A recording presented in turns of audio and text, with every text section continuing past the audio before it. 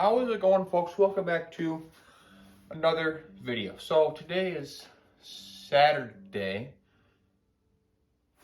for Easter. So happy Easter, everybody. He is risen. That's a beautiful thing. But the day after Easter is turkey season, which is very, very exciting. I'm getting really excited, guys. I've been watching videos, you know. Oh, I'm so amped up. So, but I figured I'd let you guys know my turkey setup before I go out, in case you're interested at all. So we're going to have to go through our calls, decoys, guns, and ammo. Should be all I need to kill yourself a turkey. So I'm going to show you guys my setup and what I found that I like.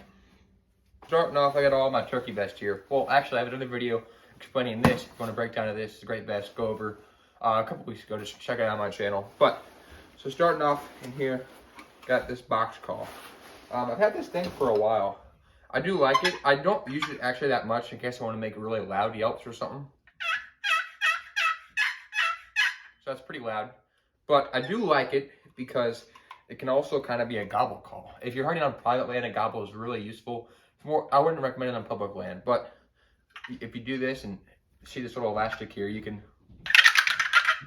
and it sounds pretty close to a gobble. So I've had that work for me in the past. So that's why I carry the box call. I don't use it a whole lot unless, you know, you strike some on midday, you can get this pretty loud. See, it doesn't even sound the best. So I usually use this mostly for gobble calls, just because I like it and the versatility of it. So that's the box call I use. Next up, we got a Slate Call. Now this thing, I like this thing a lot. I think I got this for free like a couple of years ago at Cabela's or something like that. But this thing has been lights out. It is the Flex Tone Potluck Turkey Call. It comes with this little carbon fiber striker. I like this thing a lot. Just a great sound. You get everything you need on it. So just a little.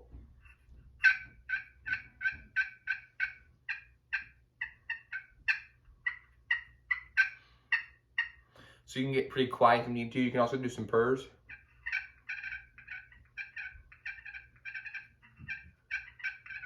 Or if needed, you can get aggressive and do like an excited hen yelp or something.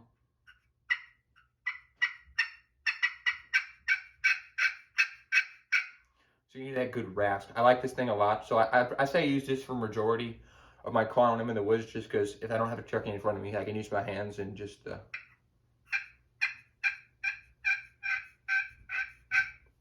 great sound. So that's my Slate Call. Love this thing. And next up is the my mouth call. I will say I'm more new to mouth calling than I am to slate calling and stuff, but I picked this thing up earlier this year, and I gotta say, I like it a lot. I usually practice while I drive, just because I can practice there without my family yelling at me. But this is the Zinc, I believe it's a Ghost Cut. I think that's what that is. I'm not completely sure, but I like this thing a lot. You can get some really good raspy sounds with it. It takes a second for it to warm up, but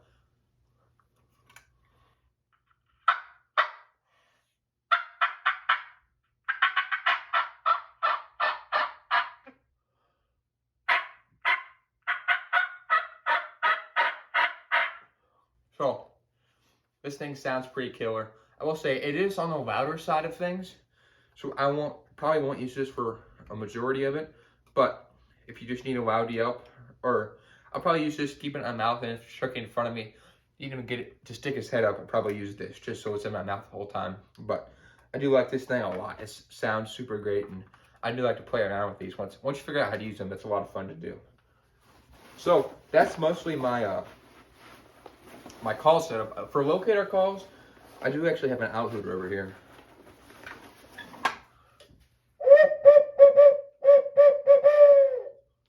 So sometimes I'll use that, or just use my mouth. I mean, just both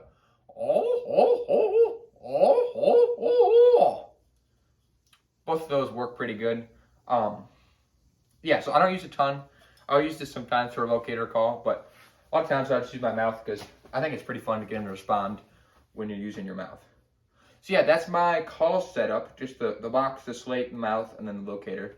Next I'll go to my decoys. So I think these things have been around maybe since 1990. My dad bought these when he was like my age in hunting, and I'm too cheap to buy new ones. So here they are, the old the old flex foam. These things have seen some days. They tell you that much. But I do like that they're super light to carry. I mean, they weigh virtually nothing, which is nice. But this is our hen. She looks okay. Probably could give the head a fresh coat of paint. But it looks enough like a turkey to me, don't you think? Oh. And here's the Jake. This Jake looks a little worse than I have to say.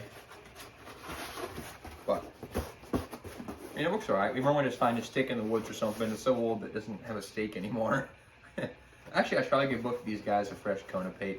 But Jake doesn't have a beard. R.I.P. But yeah, these are the decoys. I don't use them all the time.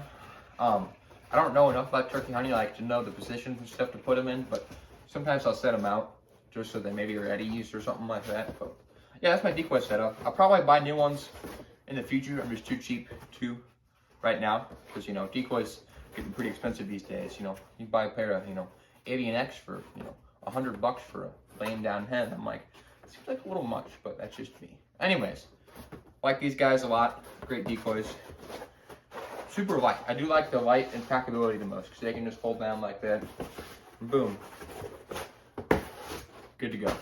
All right, next up we got the shell. So last year I shot my turkey with the Longbeard XR. Great shell. Yeah, but because of ammo shortages and also because I'm cheap, I still got the Longbeard XRs, but I think I only got, how many do I got left? I got 3 left. So basically I've had this box and only shot 1 turkey with it.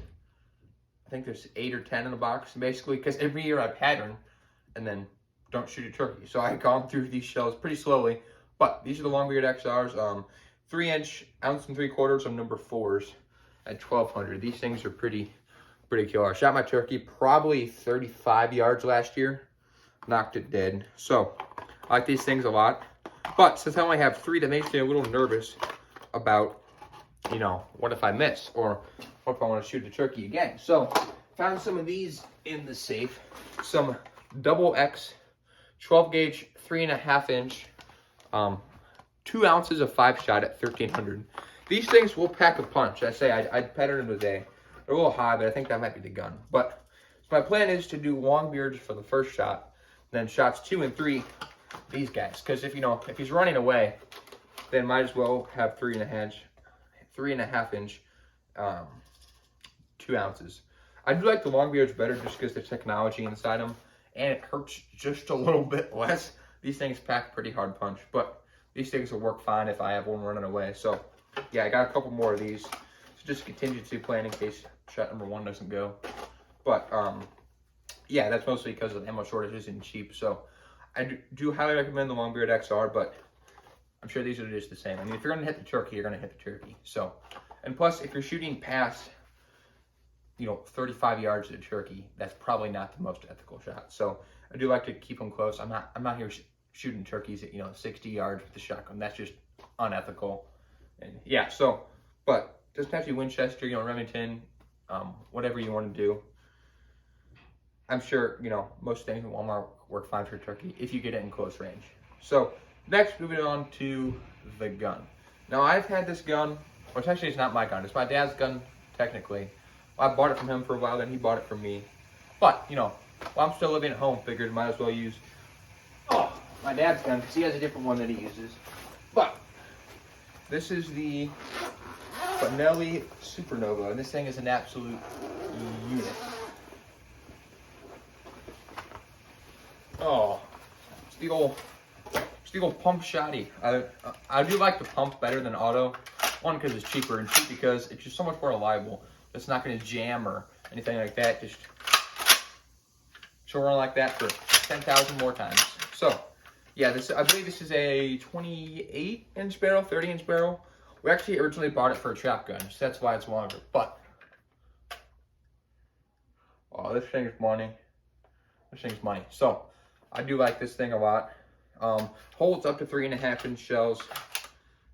So that's helpful because those double X's are 3.5-inch, which pretty big shells. So I love this thing. I got a sling on it, and I got the factory full choke.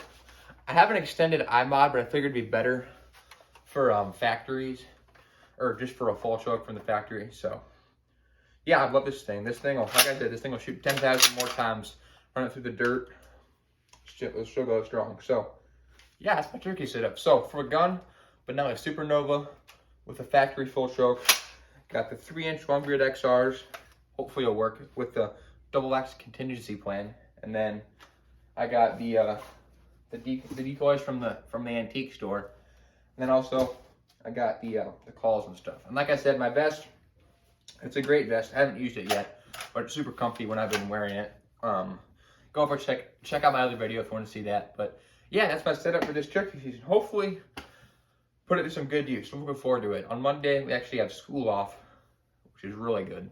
So me and my dad are going hunting that day. I'm pretty excited about that. So stay tuned for that. But for now, thank you for watching. Appreciate the view. And yeah, excuse me.